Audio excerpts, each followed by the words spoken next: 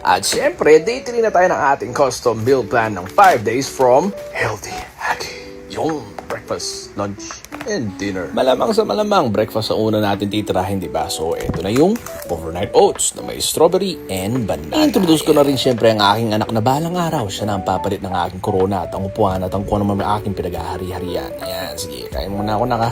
Ikaw, tigman mo muna itong papakain ko sa'yo kasi medyo kumakain ka na ng solid foods eh. Pero ito, akin na muna. Kasi mababawasan yung macros ko eh. Okay lang.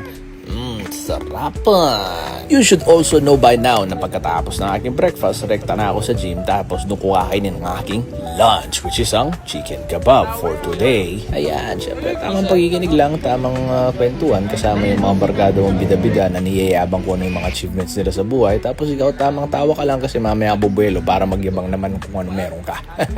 Tapos na ako magbuhat dito, just in case lang ang inisip nyo, wala akong ginagawang matino. Tapos syempre gabi na kakain naman ako na mag-isa, syempre loner ako sa sala. Ito na ang ating chicken and spinach and tofu or chicken, tofu and spinach. Anyway, basta ito na yung babanadan natin. Tagal kung di kumain ng tokwa pero dahil dito sa preparation ng Healthy Hacky, sobrang solved na ako. Kaya tulog na.